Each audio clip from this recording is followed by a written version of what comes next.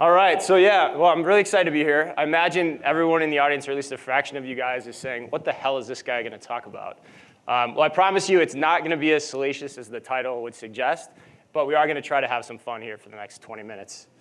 So I thought what I would do is first just give you a little more background about myself, who I am. I'm going to be here, we're all going to be here for the next 24, 36 hours, so hopefully as I go through this, maybe it even sparks some conversation later on tonight. I don't know, maybe even at the Bret Michaels party, for example. And what better way to do that than on a map of America, unless you're from Europe and you're not from America. So let's start right in the beginning. And see, already getting some reaction. So I was born in Iowa to two Hawkeye parents. All right, we got some Iowa fans. Cool, we're loosening up on a Monday morning. My parents did what many people who lived in Iowa did in the 1970s. They got the hell out. And they moved to Arizona. So believe it or not, I actually grew up just a few miles down the road in Tempe. So I spent all of my formative years here in Arizona. It feels good to be back home. After high school, I went to college out in the Bay Area. And then after college, I took my first job in retail at the Gap. So I cut my teeth in specialty apparel at the Gap, doing mainly supply chain functions, inventory planning and allocation.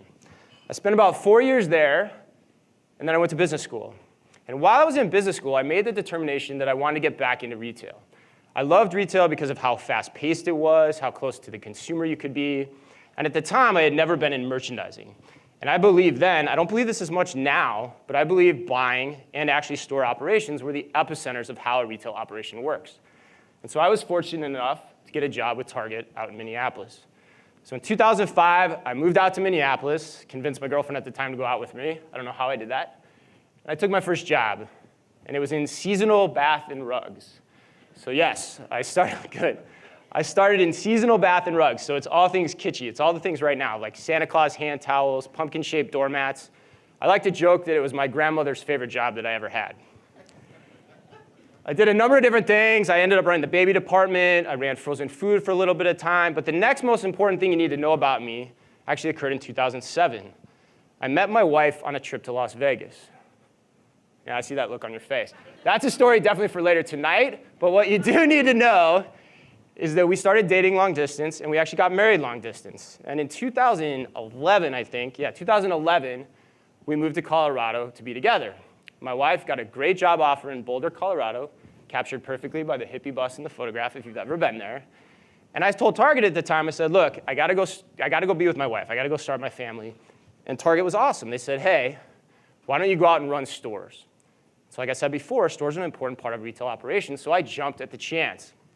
I ended up running my own, Ended up running my own store for a little bit of time, just outside of Boulder, and then I took over a district of stores spread across the glamorous states of northern Colorado, Wyoming, Nebraska, and South Dakota. I saw some of America's heartland. I was in my car 30,000 miles a year. I was a 34-year-old MBA, bagging groceries, pulling freight off a truck. I was even running security Black Friday at Cheyenne, Wyoming. But I got to see retail from an entirely different point of view. And it was probably the single best decision I've ever made in my career. And you're going to see that as we go through. And it's probably one of the big reasons I'm here today. So from then, things didn't work out for us as we had thought in Colorado. And we actually moved back to Minneapolis. So as this was going on, I called Target up and I said, hey, look, I can kind of see what's going on with technology here. I'd like to try my hand at e-commerce. And so based on my reputation, they made me the vice president of home furnishings on Target.com.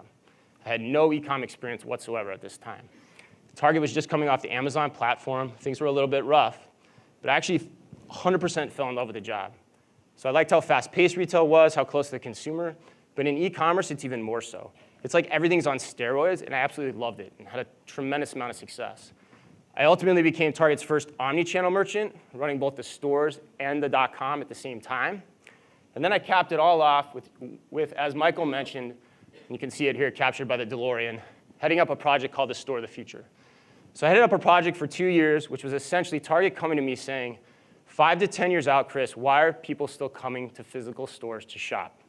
And what would your conception of the Target brand be in answering that question? It was an awesome job, best job I ever had. It was soup to nuts responsibility, like being the CEO of a mini brand startup inside a company. It was a great example of entrepreneurship. Everything was running through me: store design, architecture, back end, front end, technical choices, merchandising, labor modeling, supply chain and automation, you name it. Now, I ultimately ended up leaving Target last summer, so just a little over a year ago. because I came to the determination that essentially I want to go out on my own. I felt like I had done, you can see from that collective set of experiences, it's kind of unique. And so I'd done what I wanted to do in traditional mainline retailing, and I thought I had more to offer. And my father passed away when he was 38 years old on a commercial airline disaster. I was now in my 40s, and I said, you know what? I'm going to try my hand at this. I've always had a bug for entrepreneurship. Let's give it a go. So I started writing. As was mentioned, I write for Forbes, have my blog. I do a weekly podcast, videos. And I'm also trying to start up my own retail tech lab in Minneapolis. And it's devoted solely to that question of what is physical retail going to look like 5 to 10 years out? Because I believe that gone are the days where we think about physical on one hand and digital on the other. And I'm sure you guys all agree with this. But in reality, what's happened is that the hands have now come together, and they said this morning, it's all now one channel, right? All from the consumer perspective. And it's kind of mucky. I do that purposely with my hands because it's kind of a mucky experience. It's kind of a mucky channel in and of itself. But the channel is perpetual, or as I like to say, it's always on demand, or it's in the control of the consumer. It's an entirely different context by which we have to think about retail. And quite frankly, no one, including myself, knows exactly what all the answers are. And there's a great example I like to use to level set how just contextually thinking about the answer to what is retail going to look like 5 to 10 years out can be an example that can be really useful. And that has to do with a bicycle. How many people have seen the backwards bicycle experiment online? Anybody? One person, maybe two. If you have time today, I highly encourage you to check it out. It's only about 10 minutes long, and it's fantastic. But I'll give you the gist of it. So basically, there was this brilliant engineer, and he took a bicycle, and he rigged it so that if you wanted to, this is always hard to do in front of people, but if you wanted to turn the bike to the right, you actually had to turn the handlebars to the left. It's a complete mind blow. And then he did something really great. He decided to teach himself how to ride the bike. It took the engineer 8 months of consistent daily practice to learn how to ride that bike. But then he did something even more amazing. He gave the bike to his 8-year-old son. Guess how long it took his son to learn how to ride that bike? Yeah, 2 weeks. 2 weeks for the 8-year-old and 8 months for the 40-year-old. That's about how old the guy was. So that difference, we touched on this a little bit last night in the discussion at dinner, but that difference is what the scientific community calls neuroplasticity. And that's the idea that the older we are, or the more accustomed we are to doing things a certain way, the harder it is for us to do something new. And that's exactly, in my opinion, what's going on in retail. Okay, if you look at the history of retail, bricks and mortar retail has existed since the 1960s. And for the most part, that business model was pretty much unchallenged until this decade. People learned how to do it a very specific way and had a lot of success doing it that way. Now, at the same time, we like to think that e-commerce or digitally native commerce is like the young whippersnapper on the block. But if you stop and think about it, eBay, Amazon, those guys, they've been around since the 90s, over 20 years.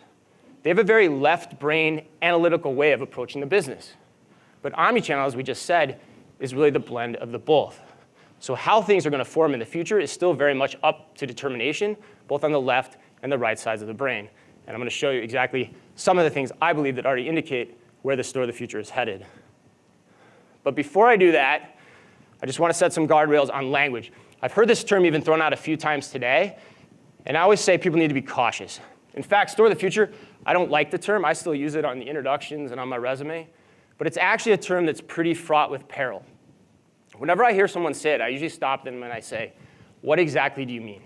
Because quite frankly, they can usually mean one of three things. And it's important to talk about this.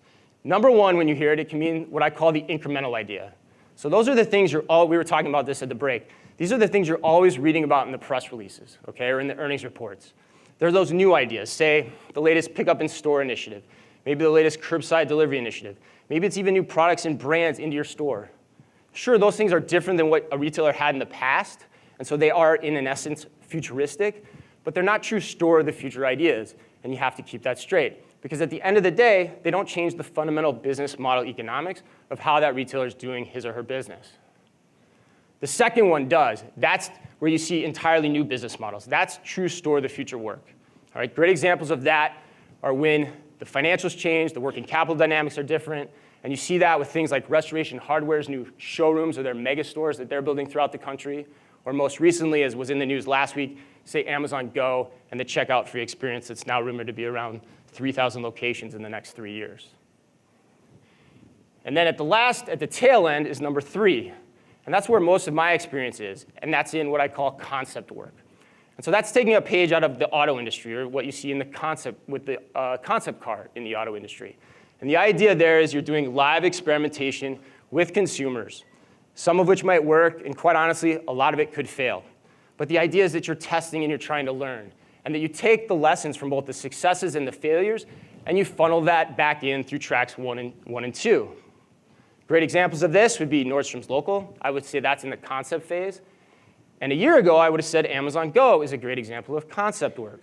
It was closed to the public. It was only open to employees in Seattle. But they figured it out, and now they're going to use it for scale, a la track number 2. So from my perspective, any company worth its salt or worth its weight in gold should have some degree of bets placed across all 3 of these tracks. And it just depends on the relative strength of that company's business model, how much they should put into each of them. Now, what's interesting is that Amazon is far to the right on this screen. They spend $22 billion roughly in R&D every year, $6 billion more than the next closest competitor in the US, and that's total competitors, not just retail. So it's pretty staggering. So you can see they're taking a very experimental approach and hoping those lessons fuel back into tracks 1 and 2. And the reason I highlight that experimentation is that's why I picked the title that I picked today. Now, I've never been to a swingers party. I'm just going to come out and say that right now. But I have to imagine if you're into that, you have to like to be very experimental. And today, we're going to be experimental together, and we're going to open up our mind, because the future is going to require us to be not only experimental in action, but especially experimental in the mindset by which we approach the business. So we're going to throw a party together in the last 10 minutes that we have.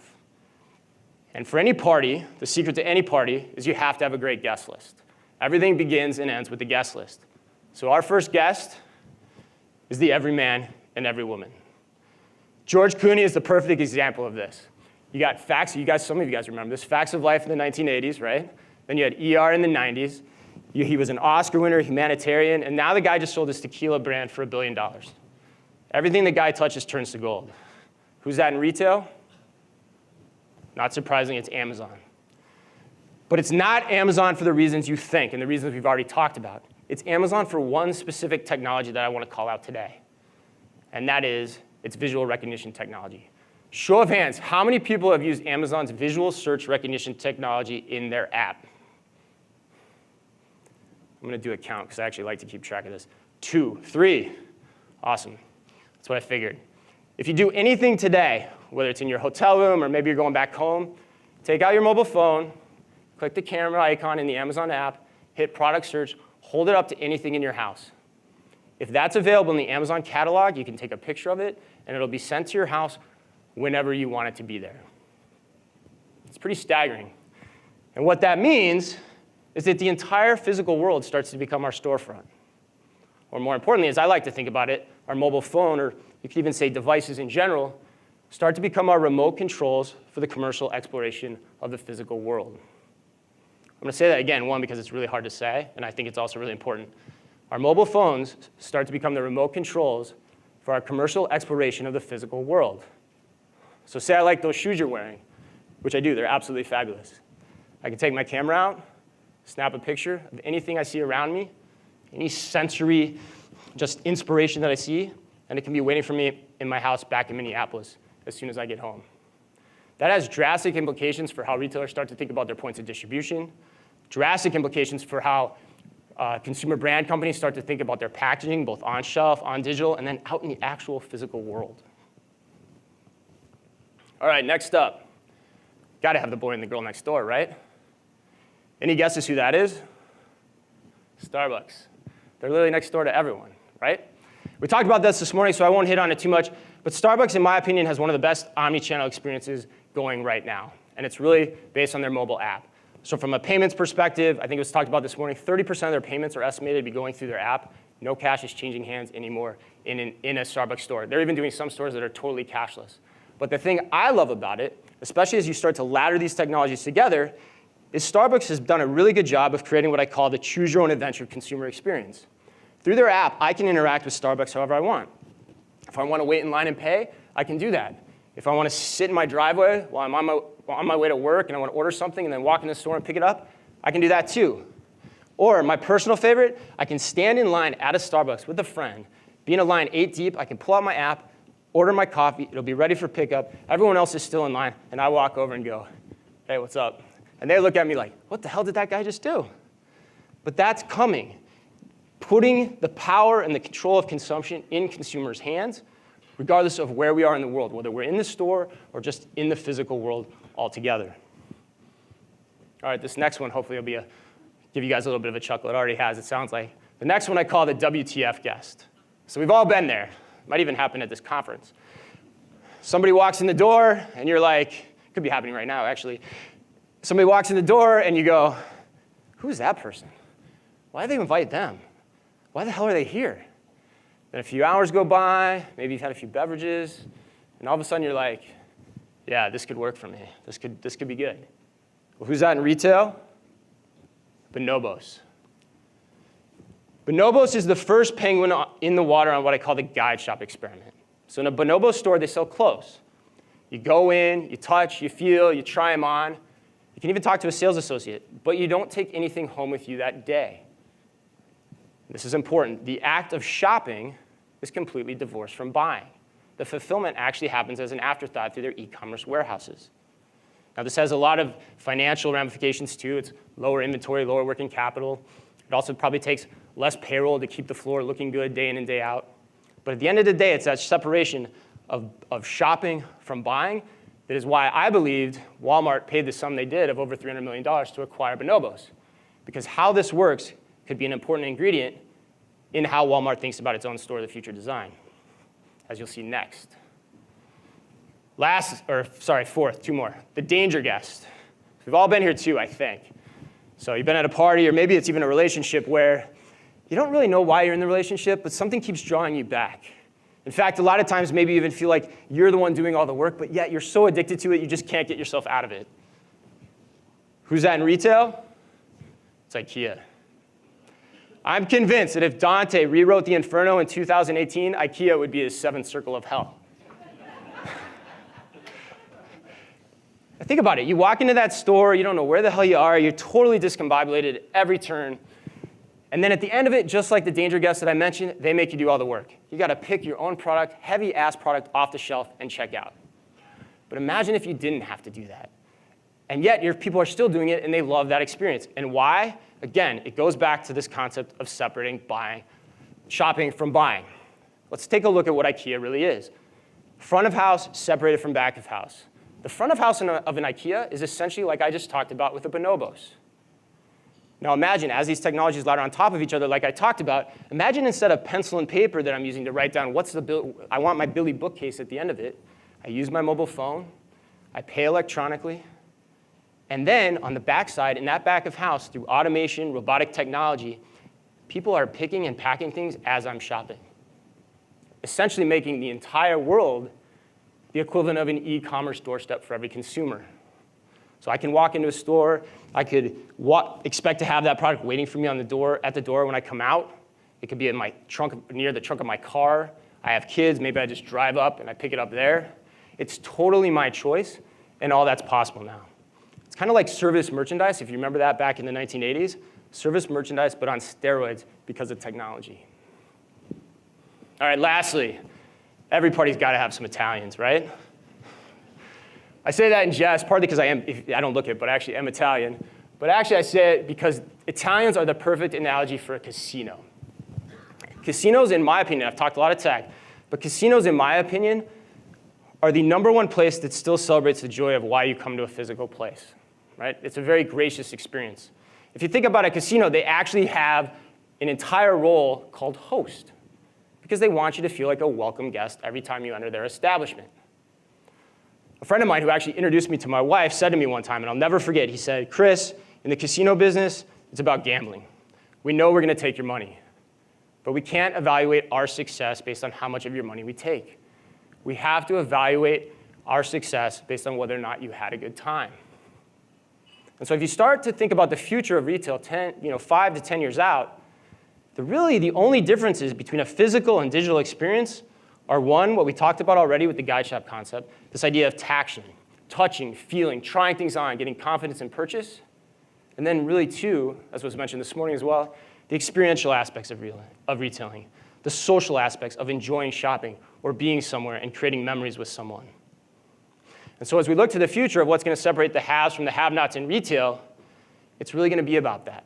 It's not going to be about how much a customer spent in our store in a given day, but whether or not they had a good time. Because that's what's going to make them come back to the store over and over again and also engage in all the other brands' experiences as well, brands or retailers' experiences as well. So there you go. It's a quick 20 minutes. Shake it up, stir it up. That's what I believe is the cocktail and the mix of how the future of retail is going to unfold.